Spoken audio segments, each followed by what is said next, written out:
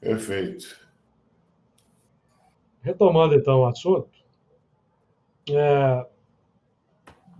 estávamos aí trabalhando a questão da carne do versículo 15, né? Versículo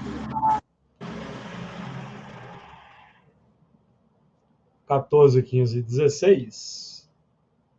Eu vou reler aqui porque nós tivemos uma queda de sinal.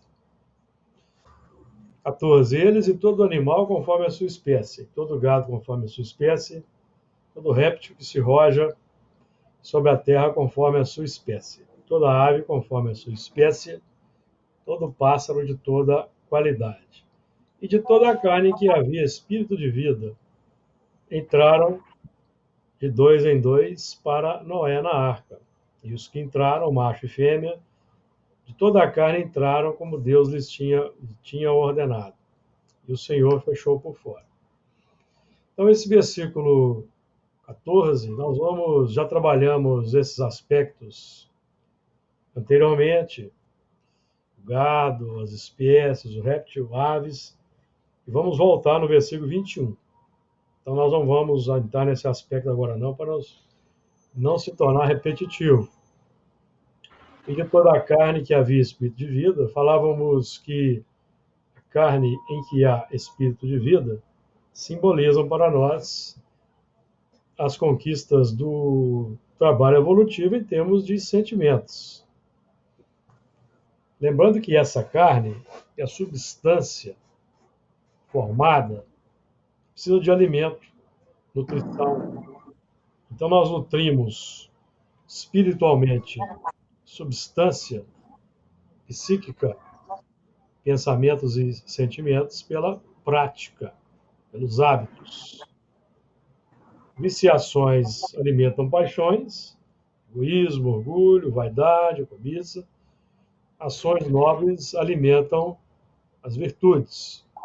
Paixões e virtudes têm o mesmo princípio, que são os instintos naturais, desenvolvidos ao longo da evolução pelos reinos anteriores à humanidade, o reino animal, simbolizado aí nos animais, no gado, no réptil, nas aves que entraram na arca pelo sistema da evolução ao longo das encarnações. Então, entram no nosso arcabouço psíquico, que é a arca individual, esses aspectos macho e fêmea da evolução, as duas asas da evolução, no reino animal embrionárias e no reino humano sendo engrandecidas para a conquista da angelitude. As duas asas. A primeira asa que se desenvolve é a asa do intelecto. Primeiro, o progresso intelectual é o primeiro que realizamos. Por que o progresso intelectual ele é o primeiro? Porque é pelo progresso intelectual que nós vamos identificar o bem e o mal. E aí nós vamos, ou alimentando o chamado mal, vamos nutrir as paixões, ou alimentando o bem, alimentar, nutrir as virtudes. Tudo depende da nossa escolha. Alimentar as paixões é nos escravizarmos ao sofrimento e às dificuldades naturais, aos estados emocionais desequilibrados que as paixões acarretam. Desenvolver as virtudes, vamos operar a libertação das faixas animalizadas que nos prendem aos dramas, às encarnações de baixo curso e às encarnações na pauta do sofrimento, para que as virtudes se desenvolvam. Então, são dois os movimentos de entrada. No versículo 16, e os que entraram. E, primeiramente, os movimentos embrionários nas faixas anteriores à humanidade, arregimentando recursos na pauta dos instintos. E depois a razão, que vai selecionar o que entra para assumir o controle da evolução.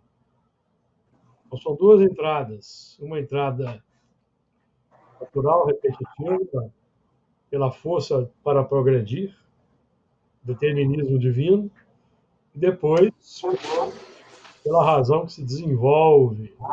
E vamos então assumir o controle e fazer a seleção. Alguém aí quer falar alguma coisa? Escutei alguém. Alguém manifestou aí?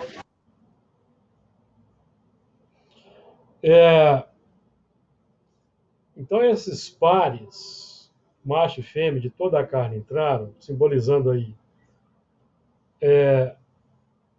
os diversos grupos, as diversas espécies animais em que o princípio inteligente regimentou recursos. Esses pares, o macho e fêmea, o macho é o fecundador e a fêmea é a geratriz, a matriarca. Esses pares serão usados para criar novos caracteres, para fortalecer, na simbologia do Honório, as grades da jaula, o sistema de retenção dos instintos. É um símbolo. O sistema de retenção dos instintos é o controle, são os esforços por domar as inclinações más. E repetimos, só vamos domar as inclinações más quando nós nos conscientizamos que elas são desagradáveis para a nossa evolução. Elas nos trazem complicações. Enquanto nós estivermos fruindo o prazer que elas propõem e nos entregando a esses prazeres, nós vamos achar que tudo isso é um mar de rosas. Estamos plenamente felizes. Mas nas existências seguintes, ou na própria existência mesma, nós vamos estar sujeitos aos impactos, que representam aquele impacto para que nós nos conscientizemos que esse desvio aí é complexo, nos traz dificuldades. Certo, amigos? Nós estamos aqui, então, buscando trabalhar para derrubar o misticismo que nos mantém presos na pauta das religiões. Estamos trabalhando aqui as leis naturais. Nós podemos permanecer alimentando paixões, nos entregando às paixões? Podemos, porque nós temos o livre-arbítrio. Só que as próprias paixões, ela tem o seu conteúdo inerente de desconforto, de desequilíbrio, de desarmonia, que vão nos fazer buscar recursos. Então, quando uma depressão nos visita, quando uma ansiedade nos visita, quando a síndrome do pânico, as fobias variadas nos visitam, então é aquela correria para buscar recursos, não é assim? Isso são sinais, amigos, de complicações na pauta das emoções, sentimentos. E nós, então, vamos buscar trabalhar as causas. O remédio é o paliativo, trabalha os efeitos. Agora, as causas, aprendemos com a doutrina espírita que as causas nós vamos trabalhar pela renovação dos sentimentos e dos hábitos, alteração dos hábitos. Não tem outro recurso. Então, existe outro sistema. Seria bom que houvesse remédios que eliminassem as paixões. Não seria bom? Eu vou tomar uma pílula para eliminar o egoísmo. Não seria bom? Seria ótimo. Mas não é assim que funciona a evolução. O egoísmo foi entranhado pelo desvio, pelo abuso de que se cresceu à vontade. Numa livre escolha, pela opção, pela entrega ao prazer imediato que as paixões proporcionam. Para manter esse prazer imediato, vamos ferir, magoar, maltratar o próximo. Porque o próximo vai ser o instrumento. Não sei se vocês estão compreendendo. Então só existe um método, que é a transformação moral, a prática do bem, mudança de hábitos. Por isso que Jesus definiu toda a lei e os profetas no amar a Deus sobre todas as coisas e ao próximo como a si mesmo. De acordo? Então, o estado psíquico equilibrado, o espírito equilibrado, evolutivamente falando, é aquele que desenvolve um tal equilíbrio, ele vai minimizar, amigos, vai minimizar o uso dos medicamentos que a medicina proporciona. Nós sabemos que Sócrates não teve nenhuma doença, Jesus também não. É nesse sentido que eu estou dizendo aqui. É o saneamento integral. De acordo? Podemos ir em frente?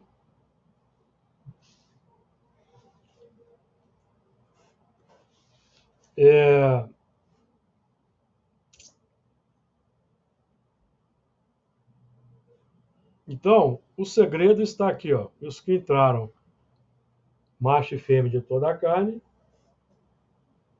como Deus lhe tinha ordenado. O segredo aqui é a obediência. Então, nós já estudamos aqui Deuteronômio 29 e 29. Vamos tornar a ele aqui, vamos voltar a ele. Deuteronômio 29, 29. As coisas encobertas são para o Senhor nosso Deus.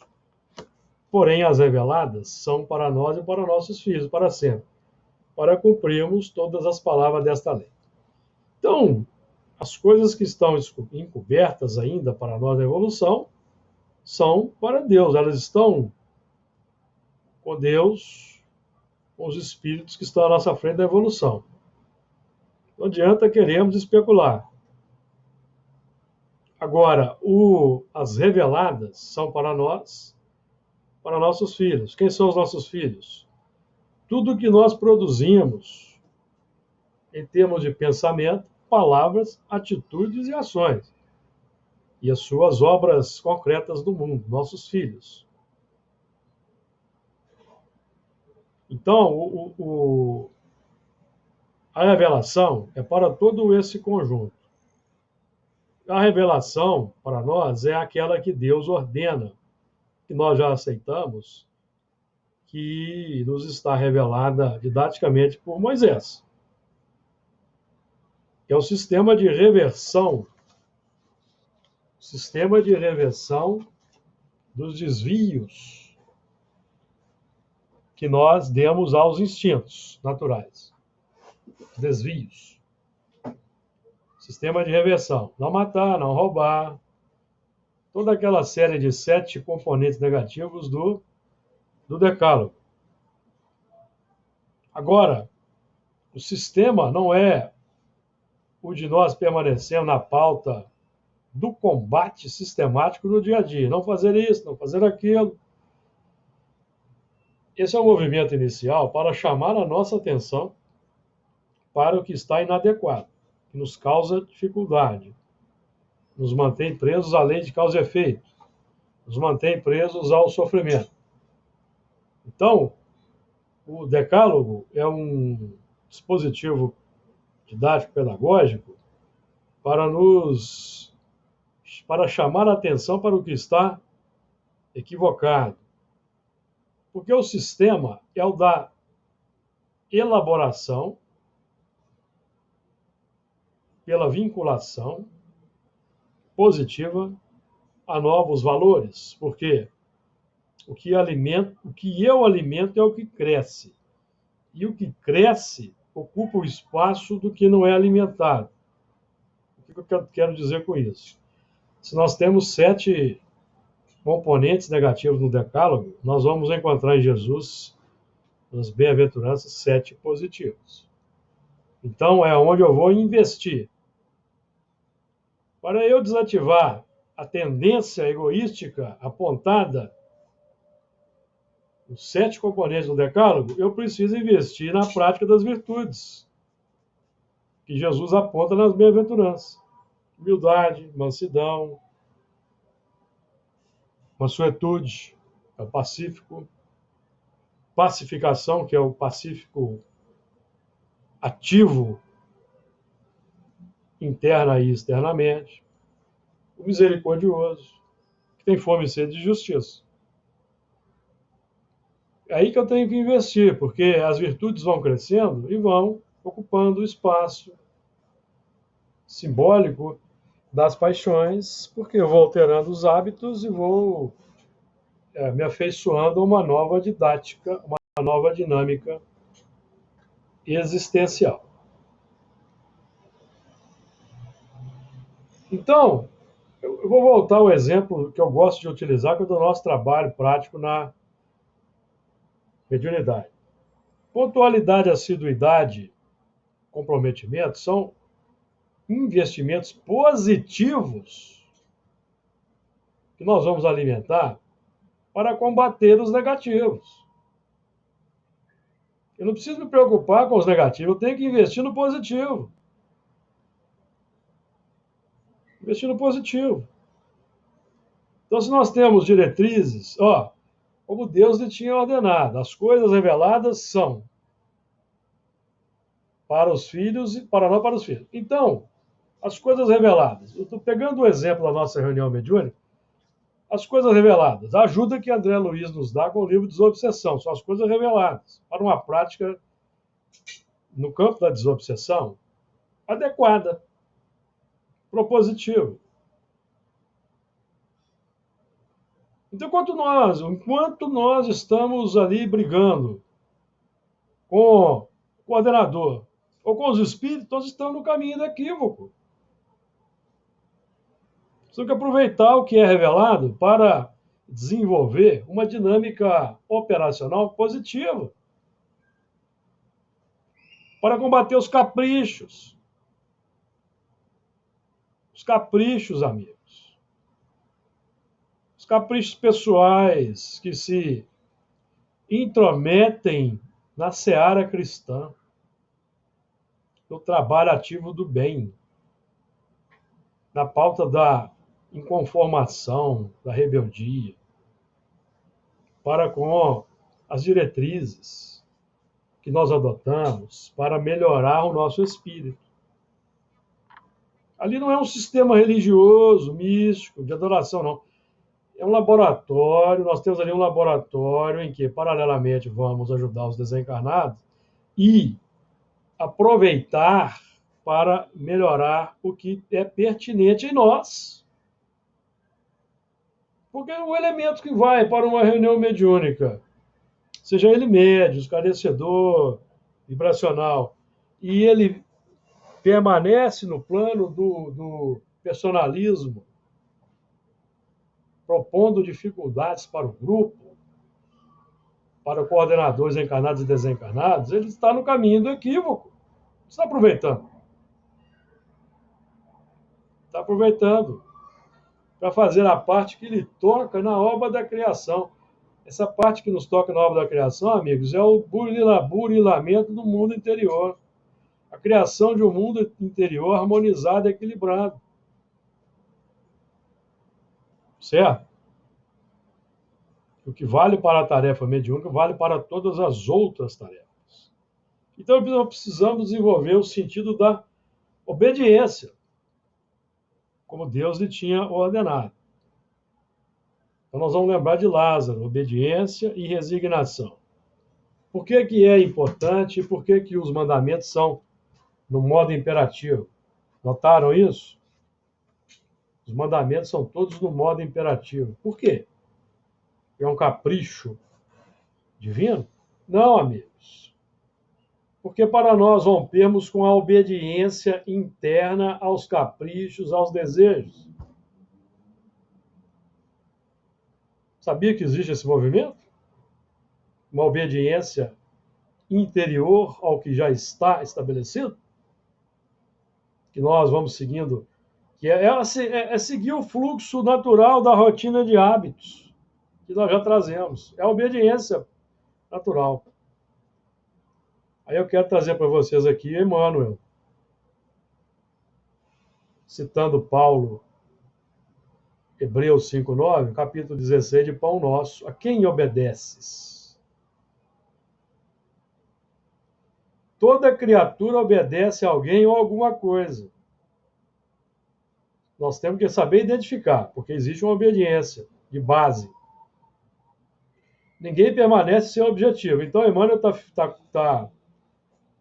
está dizendo aqui que nós obedecemos a um objetivo. Cada um obedece a um objetivo. Esse objetivo está fundamentado no mundo interior profundo. A própria rebeldia está submetida às forças corretoras da vida. Então, a rebeldia, ela está submetida à lei natural do progresso, que vai gerar um desconforto interno e que vai me fazer retornar para o plano da harmonia, depois de muita dor e pancada, se eu insistir, a rebeldia. O próprio homem obedece a toda hora. Entretanto, se a alma não pôde definir a própria submissão por virtude construtiva, é que, não raro, atende, antes de tudo, aos impulsos baixos da natureza, resistindo ao serviço de alta elevação. Então nós nos escravizamos, amigo, ao que está condicionado na intimidade. E nós tomamos isso como uma verdade absoluta. E consideramos que o que nós sentimos é a verdade absoluta. Então se estabelece a rebeldia. Quase sempre transforma a obediência que o salva em escravização que o condena. Comentários aí? Porque Paulo, nessa pauta da obediência, Paulo é ainda mais incisivo em Romanos. Romanos, capítulo 6, versículo 16. Não sabeis vós que a quem vos apresentardes por servos para lhe obedecer, sois servos daquele a quem obedeceis, ou do pecado para a morte, ou da obediência para a justiça? Veja que interessante. O que Paulo está dizendo aqui? Que nós nos tornamos servos daquilo que nós obedecemos.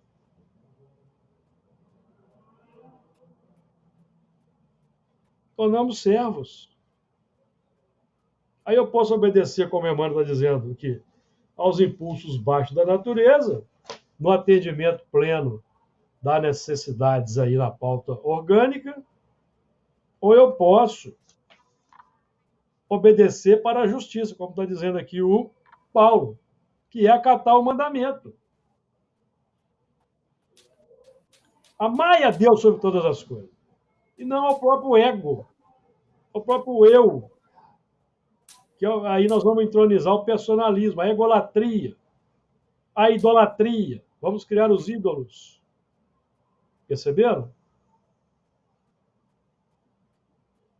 Então, nós somos chamados pela doutrina espírita não aquela obediência cega, por exemplo, a codificação, mas uma obediência consciente, que a codificação e a nossa prática mediúnica apresentam para nós as consequências, a consequência natural e lógica das atitudes no mundo físico e das ações. Então, nós vamos encontrar aqueles que, obedecendo aos seus interesses, vão acabar obedecendo aos desencarnados, de baixo curso. Não é? Dependendo da questão 459. Nós estamos sujeitos ordinariamente, somos muito mais influenciados, muito mais do que nós pensamos. Ou seja, obedecemos, sem sabermos que estamos obedecendo. A entidade sussurra alguma coisa, nós supomos que aquilo está vindo da nossa intimidade, e na verdade está, amigos. Quando nós ouvimos qualquer pensamento de qualquer fonte e ele se apresenta na nossa intimidade, na nossa mente, é porque ele tem uma ancoragem no nosso íntimo. Tem uma ancoragem no nosso íntimo. Agora, eu preciso discernir se aquilo é correto, se é bom, se é justo, se é verdadeiro. Esse é o trabalho do discernimento. Que a lei, o que nos é revelado, nos auxilia a identificar. Eu pergunto se os amigos estão entendendo, porque o assunto é muito filosófico. Nós estamos aqui trabalhando a nossa intimidade, o autoconhecimento. O que é que eu sigo na vida? Qual é o meu objetivo? Qual é o meu propósito? Porque nós não permanecemos sem objetivo, sem propósito. Todos nós temos. Nós estamos aqui trabalhando para identificar conscientemente qual é o nosso propósito. Ficar consciente de qual é o nosso propósito. Isso vai nos desagradar no primeiro momento, que nós vamos nos deparar com o egoísmo crasso.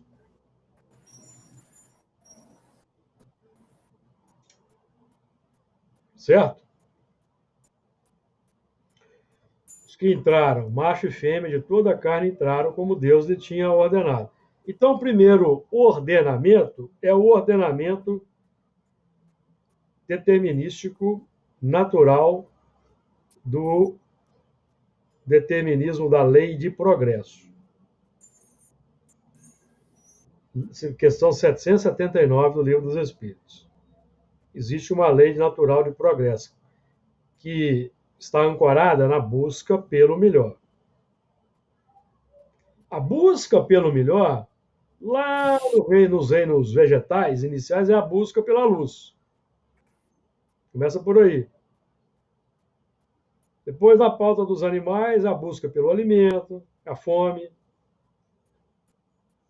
Então, nós vamos seguindo aquele instinto que vai gritando de dentro para fora, buscando o melhor. E na faixa da humanidade, da razão iluminada, nós vamos nos deparar com dois aspectos estratificados, conquistados: paixões e virtudes. As paixões, de um modo geral, elas dão uma alegria, uma euforia quando atendidas de imediato, porque era assim no reino animal. No reino animal era assim, é assim que funciona. Mas no reino humano, na faixa da humanidade, da razão que se abre para desenvolvermos a angelitude, permanecer atendendo esses instintos básicos, preferencialmente, vai nos colocar em atrito com o próximo, que também quer atender o seu desejo. Aí, o que eu estou querendo dizer com isso? Que prepondera a lei do mais forte. Quem for mais forte se impõe e atende os seus caprichos. Submete o outro. Que é o que acontece hoje no nosso mundo. O sistema econômico, o sistema político ainda é grandemente permeado por esse sistema. Certo? E nós vamos ficar nos entrechoques do ódio com o semelhante no atendimento das paixões. As virtudes já funcionam de forma oposta, porque elas vão... Para que desenvolvamos as virtudes, eu preciso renunciar a mim mesmo, seguir Jesus, renunciar ao ego, renunciar ao egoísmo, renunciar às paixões. e seguir as virtudes. Porque eu já desenvolvi um sistema ao longo do tempo, na pauta das paixões, que é prazeroso no primeiro momento, no imediatismo. E as virtudes, elas também são prazerosas. Mas eu preciso descobrir isso vivenciando, insistindo, repetitivamente, para consolidar. E aquela substância, aquele turbilhão positivo, ele vai se concretizar na intimidade, eu vou sentir o bem-estar inerente. Então, André Luiz, vou buscar André Luiz aqui, quando ele fala para nós dos sentimentos. Compreendemos assim perfeitamente mecanismo da mediunidade, capítulo 4, item indução mental. Compreendemos assim perfeitamente que a matéria mental é um instrumento sutil da vontade, atuando nas formações da matéria física, gerando as motivações de prazer ou desgosto, é o que nós falamos, alegria ou dor, conforme o hábito, otimismo ou desespero, que não se reduzem efetivamente a abstrações, por representarem turbilhões de força em que a alma cria os seus próprios estados de mentação indutiva, atraindo para si mesmo os agentes de luz ou sombra. Os agentes, por enquanto, imponderáveis na Terra, está entre parênteses, por enquanto. Porque no futuro, pensamento, sentimentos que são turbilhões de forças vão ser analisáveis, estudados, decompostos nas suas partículas, na física iluminada do futuro. Então, estou trabalhando aqui com conceitos científicos, embora a ciência não admita, mas nós conhecemos pela prática empírica. Qualquer um que se entregue ao empirismo prático do dia a dia vai descobrir a realidade que estamos fazendo. As virtudes vão trazer uma cota de bem-estar e as paixões uma cota de desconforto. Vocês podem observar, já que já observaram. Nós, no trânsito aí, não irritamos com alguma questão, sentimos de imediato o desconforto que a irritação propõe. Nós nos manter calmos, tranquilos, sem reagir, nós vamos sentir o bem-estar que decorre dessa atitude. Por quê? Umas e outras atitudes vão propor uma ligação magnética com espíritos de determinadas faixas. Certo? Então, nós estamos aqui buscando aquele trabalho de conscientização dessa carga magnética forte que trazemos na nossa intimidade. De acordo? E os que entraram, macho e fêmea de toda a carne, entraram como Deus lhes tinha ordenado. Então, dois movimentos. Primeiro movimento, o determinismo natural da lei, que vai conduzindo o princípio inteligente de forma automática até as faixas da humanidade. Quando eu digo de forma automática, é de dentro para fora. De fora para dentro, nós vamos encontrar os ajustamentos dos técnicos espirituais na pauta da misericórdia. Por exemplo, planejamento de reencarnações, quando o espírito tem condições de conscientemente participar. Senão, como acontece na maioria como acontece na Terra, de um modo geral, as reencarnações se dão em bases naturais, da lei de atração. Bases naturais. Certo, amigos? Que é uma lei da natureza. Os espíritos não podem influenciar, não podem interferir muito, não. Nós precisamos sorver o cálice do alimento que nós buscamos. Por isso que o progresso é lento. O espírito tem que cair em si.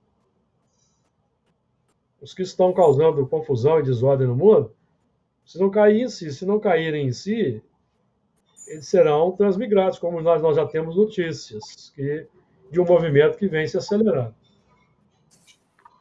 E o Senhor fechou por fora. O Senhor que fecha por fora é o legítimo Senhor, o eu superior, o Cristo interno, operando com discernimento, operando na faixa do discernimento. Isso está de acordo para eu adotar como parâmetro existencial? É isso mesmo? Confrontando com o que eu já aprendi. Espíritas, amai-vos e instruí-vos. Fora da caridade não há salvação. Isso aí que eu estou ouvindo está de acordo com esses dispositivos, com esses ordenamentos com os quais já concordo no plano filosófico? Porque nós temos o livre-arbítrio. Eu posso continuar engolindo gato por lebre por aí, me afeiçoando às personalidades, consumindo os seus pensamentos de forma automática,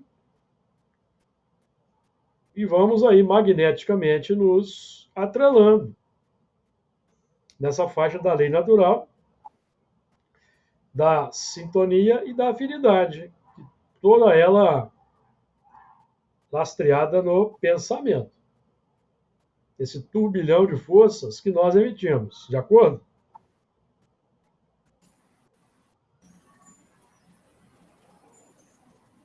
Certo, amigos? Estamos dispostos a obedecer ou nós estamos dispostos a continuar alimentando a rebeldia? Porque a obediência é o consentimento da razão. E a resignação, o consentimento do coração.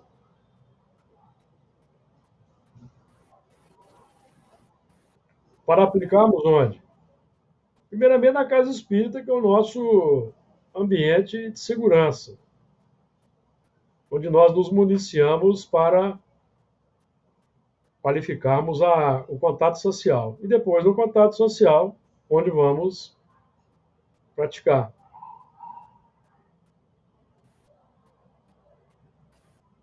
Que é o desafio. Que é o desafio, amigos, porque se sobrepondo à codificação espírita, na atualidade, graças às redes sociais, nós temos acesso a uma gama de opiniões dos palestrantes. E muitas vezes colocam na boca dos espíritos as suas próprias opiniões pessoais. Então, o grande desafio para nós é mantermos aquela fidelidade filosófica a Allan Kardec, não como uma questão dogmática, mas como uma questão de base para a vivência no laboratório experimental, para nós constatarmos a veracidade.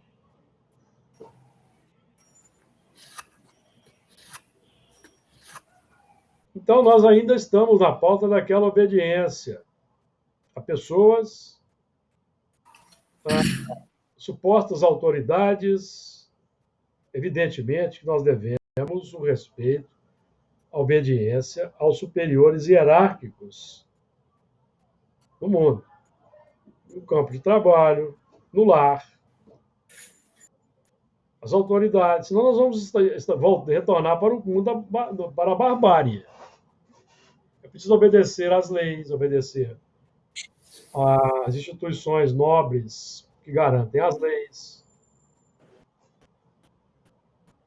Aqui no Brasil nós temos um sistema tripartite, que nós devemos obedecer.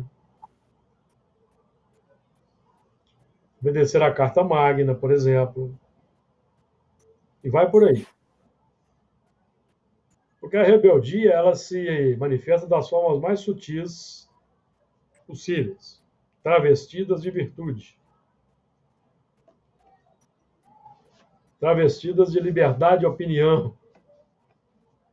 Então, tem muitos que apregou uma liberdade de opinião para continuar, para praticar ações contrárias ao que diz a Constituição, aos dispositivos legais. O que é o grande desafio hoje da nossa sociedade. Nós vemos que as instituições nobres têm grande dificuldade em conseguir estabelecer um equilíbrio, uma ordem, por causa da heterogeneidade dos caracteres que estamos reencarnados. E todos eles estamos reencarnados com base na lei natural de atração que atrai-nos para as reencarnações, na pauta das afinidades, da sintonia, tudo isso permitido pela misericórdia divina, que no momento certo vai operar aquela transmigração definitiva, para que no mundo só estejamos reencarnados e desencarnados bons espíritos. E aí nós vamos transformar a Terra num mundo feliz, quando ela for, então, habitada somente por espíritos bons, encarnados, desencarnados. E esse processo, naturalmente, amigos, vai, do ponto de vista planetário, fechar a arca por fora. Porque os espíritos complicados não encontrarão ressonância para reencarnarem na Terra, não encontrarão ambiente, estarão deslocados. Eu estou usando aqui um termo que o próprio Allan Kardec utiliza. Então, não esperemos, de um momento para o outro, um movimento que vai separar o joio do trigo de forma abrupta, na pauta das catástrofes naturais que vão